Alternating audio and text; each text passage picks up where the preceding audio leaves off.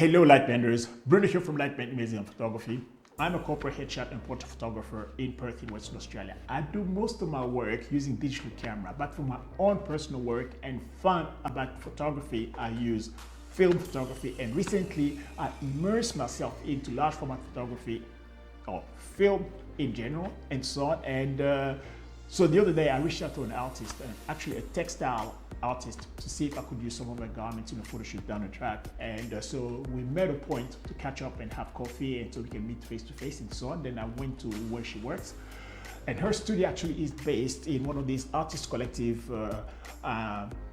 shared environments, and the place is called Fibonacci Center, and that's in Fremantle.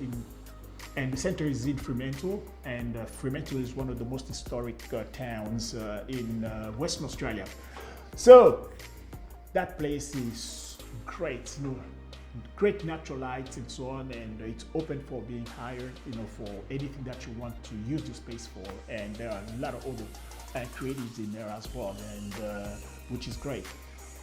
So as I was setting up, and as usual, people are always interested when they see something unusual, like a large format camera for photographer. So they always have something to say, and obviously it's nice, it's a point of conversation with people, socialize with the public and so on. So obviously it's no different here. So I had my little chat with people walking by. So I set up myself here, to get an exposure.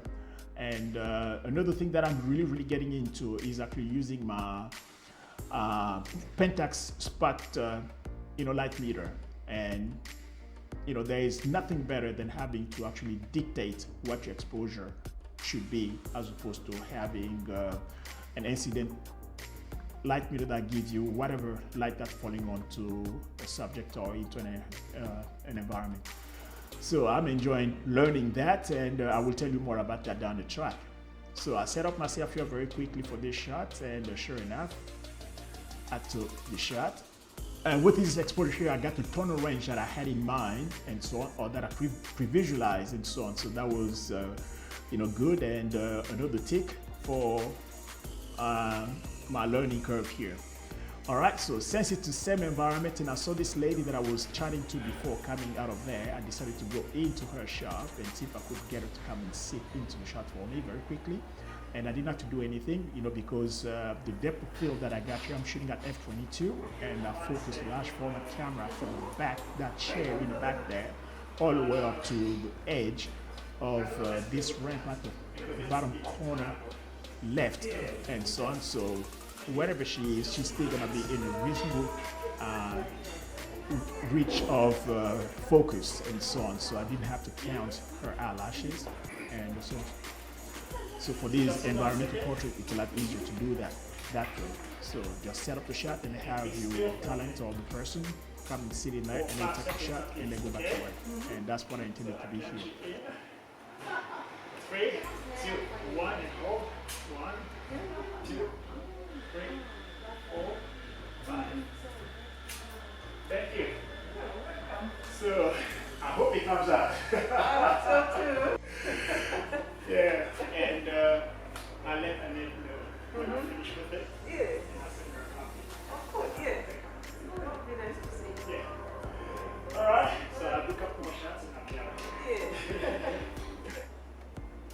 So as soon as I finished that one, just on the wall, I thought those plant hanging baskets there would be an interesting exposure as well, for a kitchen or,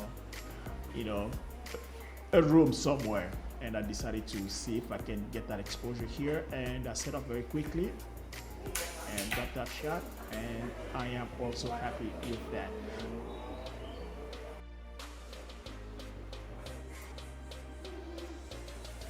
So since I finished here, I decided to pack up and then go into a next work area and see if I can make a couple exposures there.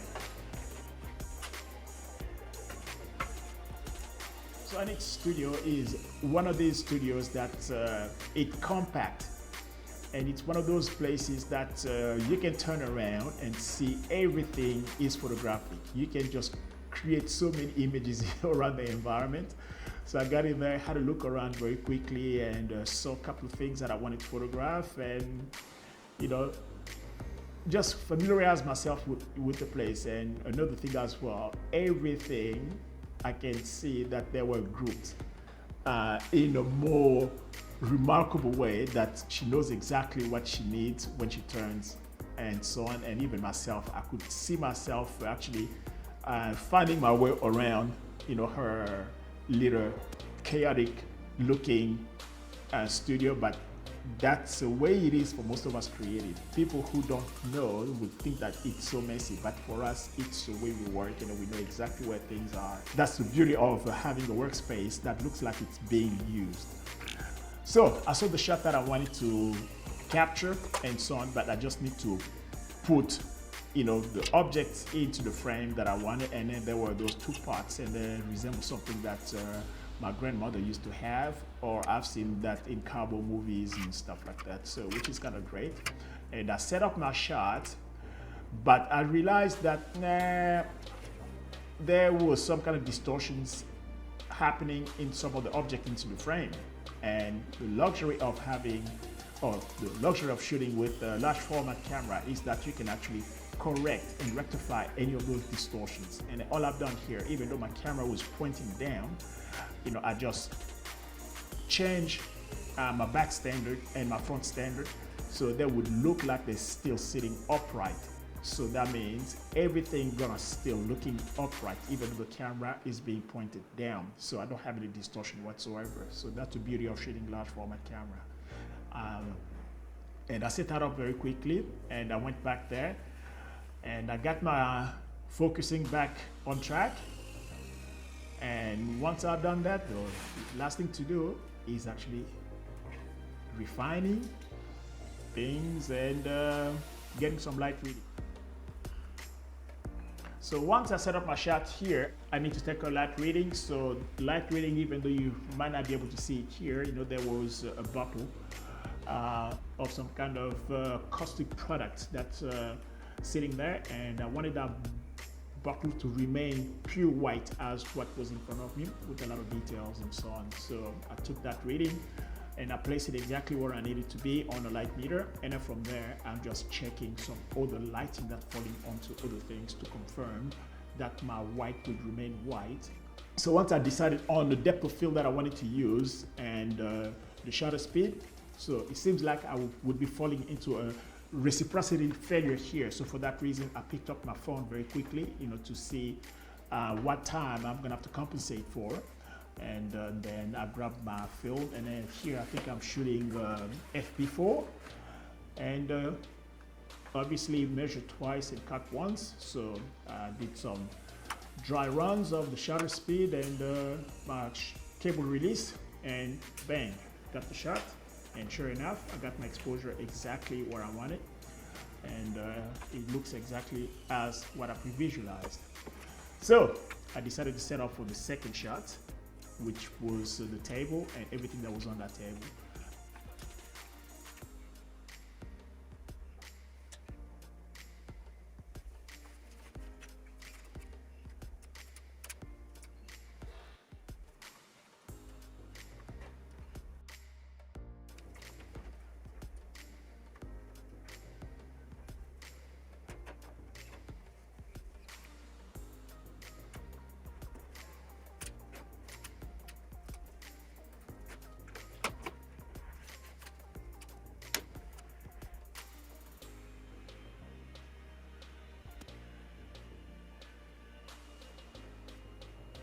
So we got that one in the bag, and the shot turned out just as I envisaged. So it wasn't so bad. So once I grabbed those couple shots from Annette's studio, I decided to go grab her because she was having coffee with another creative as well. See if she could come and spare me 5 minutes very quickly to do her portrait in her own environment. And I grabbed her, and then she came in, and we went through, and then this is what we were able to put together. To look at this little footage. So I'm just gonna take light reading on you again very quickly there, because I was taking light reading in a surrounding to make sure that everything is okay.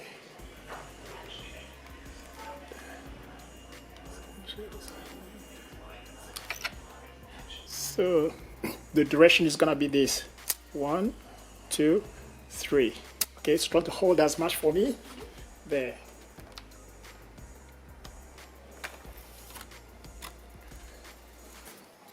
Oh, I just wasted a film. Hope not. Okay, hold. 3, 2, 1, 1, 2, 3. All right. So the next one, see if we just stand up by your desk there. If you push the chair back, and it's like, I don't know if your desk is gonna be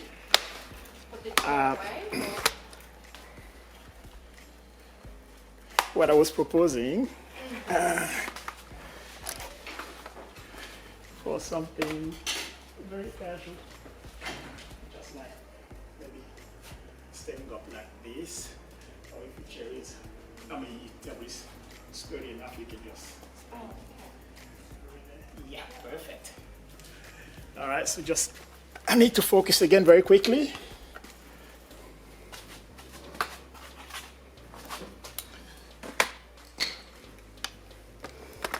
And the exposure is gonna be relatively the same. So,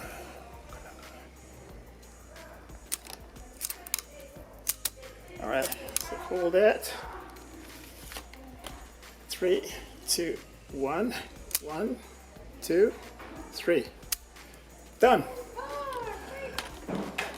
So I hope I exposed correctly.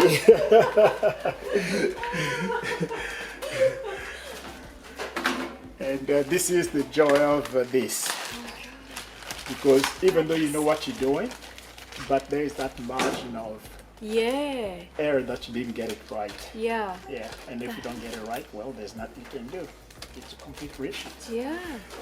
So how old is this? Huh? How old is this camera? Was it even though it's a brand new one, yeah, but the technology is 100 years back. All right, so just like that, this is what I managed to do for that day, and I'm just doing this for fun. And obviously, some of these work with the camera great. I would actually try to get a print to put in the house as well, or even share with my friends. But there's one thing that I want to actually share with you very quickly regarding my film holders, because a viewer reached out to me the other day to tell me that, hey, I was doing something that I shouldn't be doing, but I don't know why.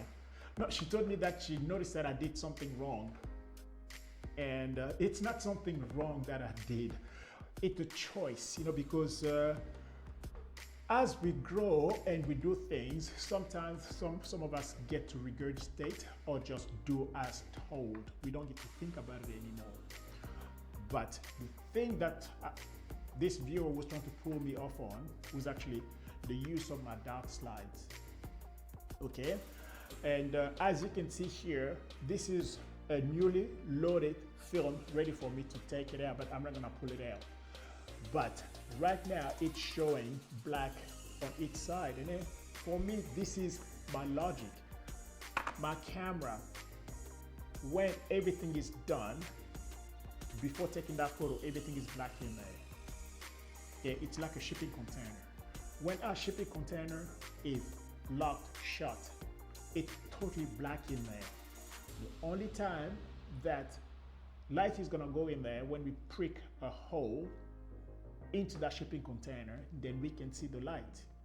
So for that reason, my own reasoning is that when I load my film, contrary to general practice, that this should be white. No, for me this is gonna be black because light has not touched it yet.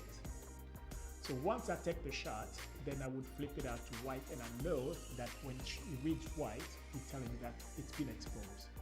And then when it hasn't had light touch it, it's still gonna be black, and so on. So I was pulled over by a viewer the other day, but that's my defense, okay? I don't have to do exactly because that's what everybody's been doing it. Yeah, that's their understanding as well. But my understanding is that when light hasn't touched anything, and we talk about complete darkness, right now in here, this film in there is completely dark. It's in there.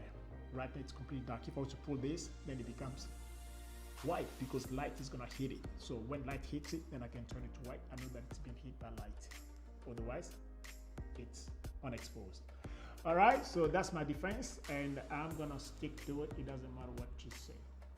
I hope that you guys like this video and so on, and I don't want to be controversial here, but it's nice to have those kind of chats. So if you like the video, by all means, let me know, and hey, it'd even be better if you can subscribe so I can share my journey with you next time. And along the way as well, if anything that I do that's learnable, you can learn. And if you have anything else that I don't know, you can put into the comments so I can learn from you as well. All right, people, so until then, keep bending those lights. Cheers.